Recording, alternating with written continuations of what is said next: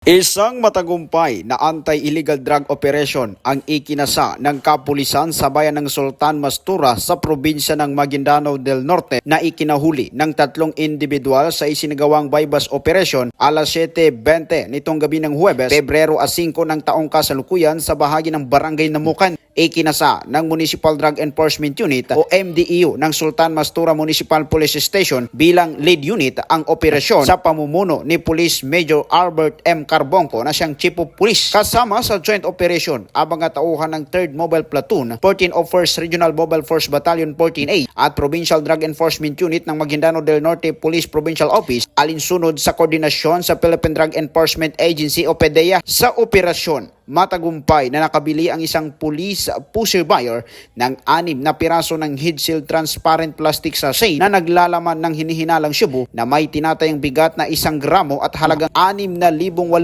piso. Dahil dito, agad na inaresto ang mga suspect na kinilalang sina Ibrahim Talusub alias Rico, 39 anyos, may asawa, walang trabaho at residente ng Barangay Namukan, Said K. Kosain, 26 anyos, binata na residente naman ng Payong 2, Barangay Macabiso at Cindy M. Usop, 22 anyos, may asawa, residente ng MB Rosary Heights, Cotabato City. Sa isinagawang surge incidental lawful arrest, na-recover mula sa aktual na pag-iingat ng mga suspect ang bypass money na binubuo ng 2 tig 1,000 pisong papel. Bukod sa bypass money, nasamsam din na mga otoridad ang iba pang drug paraphernalia at mga kagamitang ginagamit sa illegal na gawain, kabilang ang 2 improvised tutor na may hinihinalang drug residue, 1 Samsung K cellphone, 4 na lighter, 2 bamboo caliper, 2 plastic container, 1 pakete ng cellophane, 1 gunting, 1 notebook at 1 itim na belt bag. Ay sinagawa ang inventory, pagmamarka at pagkuha ng litrato ng lahat ng nakumpiskang ebidensya sa mismong lugar ng pagkakaaresto sa mga suspect. At ito ay nasaksihan ng isang halal na opisyal ng barangay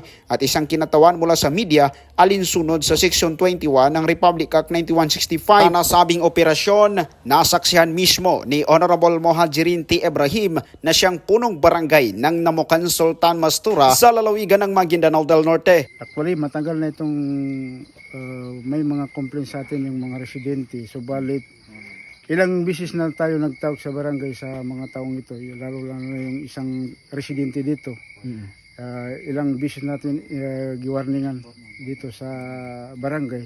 Subalit, bigo pa rin tayo na huminto itong nasabing lalaki na nagbibinta ng droga.